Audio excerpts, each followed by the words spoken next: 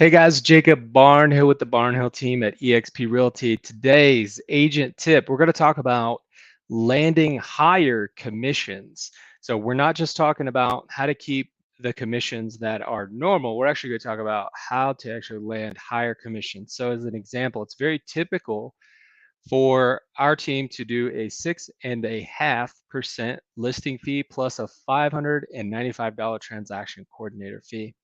And then on the buyer side, when we're working with buyers, it's typical that we're going to ask for commissions that are equal to either the work or the opportunity with the home. So we take things into consideration like price point, the amount of work that we may have to do, the sellability of the property, and things like that. So if we're working, let's say, with a buyer and we want to work in 3.5%. As you guys know, there's been a lot of commission squeezes, and we're seeing the commissions reduce for compensation to the selling broker.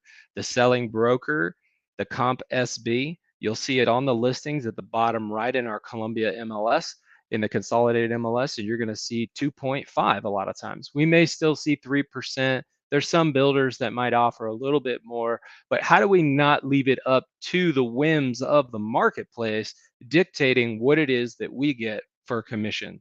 Well, here's how we do this. If you guys will go look at your compensation inside your buyer agency forms, okay? Go look at the agreement that you actually sign with your buyer. Now, this conversation may come up at a consultation, or it may come up when you're writing an offer for a home, and right after you maybe had a call come in, they want to go look at one, and then they want to write an offer. So how do we bring up this conversation and talk to them about how we get paid? Well, you're supposed to be disclosing agency and these sorts of things, and talking to clients about how earnest money works and many other things, so that they're informed, right? We're not pulling the wool over anybody's eyes. We're actually uh, painting a very clear picture of the money involved and what to expect. So one of the first things that I'll open with is, how do you are you familiar with how real estate agents get paid? And usually most people aren't real sure, and they know there's some kind of commission. They're not sure who's paying or how it's worked into the deal. So a very good question I'll ask is, are you familiar with how real estate agents get paid? And that usually opens the door for me to elaborate a little bit further. So I'll take a second and mention something like, well, great. So usually in the listing, there is a commission that's offered that's paid for the seller, right?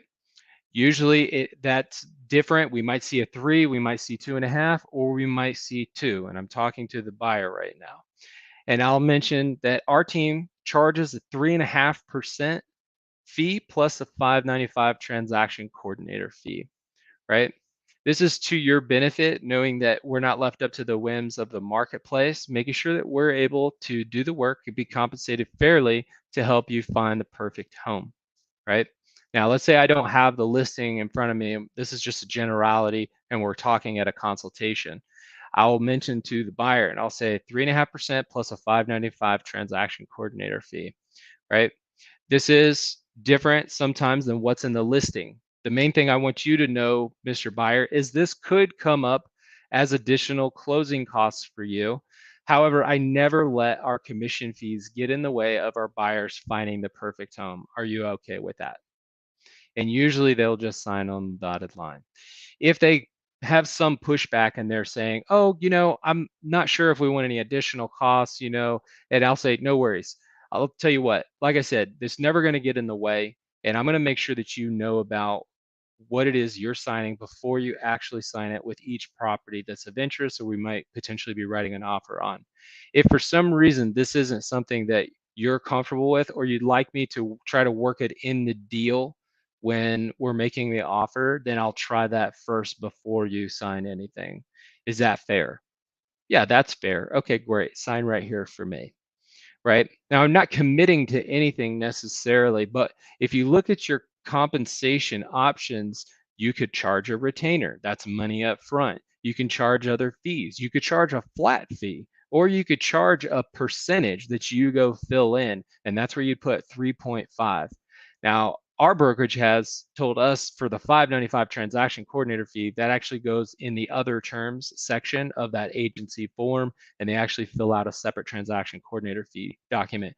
But if we're just talking about the commission, right, even if you just wanted to charge 3%, so you're getting back to the standard, if you will, or what's normal, if that's whatever normal is, right? You can go in now. You have the power to be able to charge and work with someone that you could land a home that's maybe sub $100,000. If you know that's available and you want to be compensated properly, you have the ability to charge that flat fee. Make sure your buyer's informed before you're submitting that offer. So there's more steps here. If you guys want more information, feel free to reach out to me. But this is an example of how to win more commissions when you're working with your clients. Make sure that they're getting what they need and that you're also getting compensated properly. So reach out if you guys have any other questions. Look for more videos like this. I'm going to be sharing a ton of great information that we train on agents every day with. So I look forward to recording more videos for you guys.